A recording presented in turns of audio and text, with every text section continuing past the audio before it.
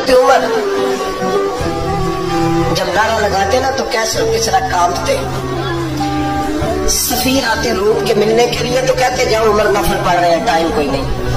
एक दिन अंदर मीटिंग हो रही थी, हजरत उमर मीटिंग में बैठे थे। आपके बेटे मिलने आए अब्दुल्ला इब्ने उमर। अब्बा जी अंदर आ जाओ, फरमाया दरवाजे पे खड़ा हो, मैं जरूरी बात कर रहा हूँ, अंदर ना आना। जनाब अब्दुल्ला इब्ने उमर कहते मैं दरवाजे पे खड़ा हो गया।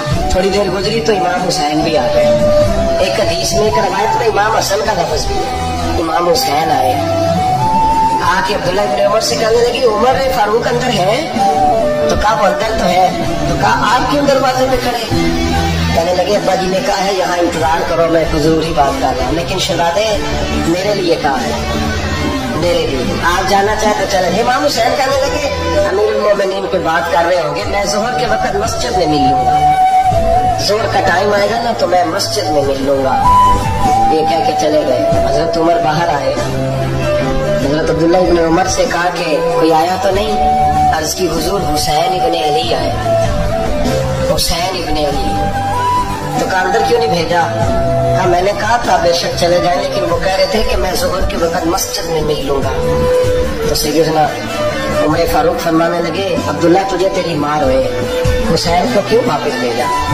फिर उमर दुनियादारों के सामने डटना, खड़ा होना उमर पे खत्म है, लेकिन जो अंदर की बात है ना, रूह की, जो अकीदत की बात है, जो वफा का रिश्ता है, उसको कौन समझे? ये जो रूह की मजबूरियां हैं, ये जो वफा की मजबूरियां हैं, इसे लोग क्या समझे? इन्हें क्या पता कि मुर्शिद के बेटे के पैर चूमने में हुस्न क्या होता है? इन्हें क्या पता कि जब उस्ताद का बेटा घर में आता है तो दिल करता है मकान बेच के इसे दे दें, इसके बाप की नेकियां बड़ी हैं। जनाब उमर फारूक दौड़े गए, इमाम हुसैन के दरवाजे पे दस्तक दी। इमाम हुसैन बाहर रखा, शहजादे यार मिलने आए थे, बगैर मिले क्यों आ गए?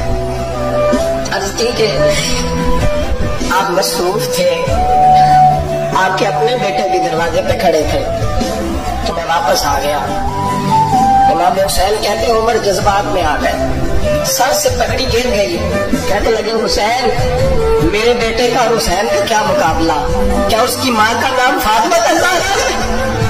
क्या उसकी नानी का नाम खदीजतुल कुबरा है? क्या उसके नाने का नाम मोहम्मद मुस्तफा है? और फिर सर से पकड़ी उतरी थी, अपने बाल जोर से पकड़ लिए। कहने लगे हुसैन मैं ना मक्के में ऊंट चराया करता था और डंडों से मार खाता था अपने बाप से।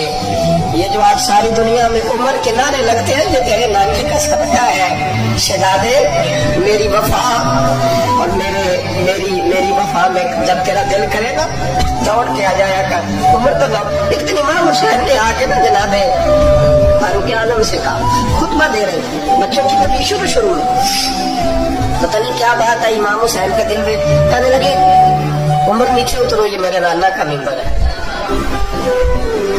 तो हजरत सैयदना उमर सुनो, कभी मेरा भी बच्चा आ जाए तो मैं कहता हूँ इसको पकड़ो यार, बच्चों को तो नहीं ना जुम्मों में मतलब जिक्र किया जाता, उतर ना, मेरे नाने का मिंबर है। जनाब उमर उतर के नीचे खड़े हो गए। तो कहा जाके अपने नाने के मिंबर पे बैठ। हजरत उमर रो पड़े, कहने लगे शहजादे मेरे नाने का मिंबर ही कोई नहीं है ही नहीं, ये मिंबर ये मुसल्ला ये तेरे नाने की शान है, मेरे नाने का कोई मिंबर नहीं, तेरे ही नाने का मिंबर है। थोड़ी देर खड़े रहे तो इमाम हुसैन कहने लगे अच्छा कोई नहीं आपके नाने का मिंबर का नहीं, का चलो फिर मेरे नाने के मिंबर पे बैठ जाओ, चलो खैर है, कोई नहीं आपके नाने का, कर नहीं तो कहा कोई नहीं फिर मेरे नाने के। जब उमर बैठे तो बड़ा शानदार जुमला का फरमाने लगे मैं मिंबर पर मर्जी से नहीं बैठा था, मुझे अबू बकर ने बिठाया था, और फिर हुसैन के कहने पे मैं उतरा हूँ, अब मुझे हुसैन ने बिठाया है। अब किसी की जुर्रत है तो उमर को उतार के दिखाया।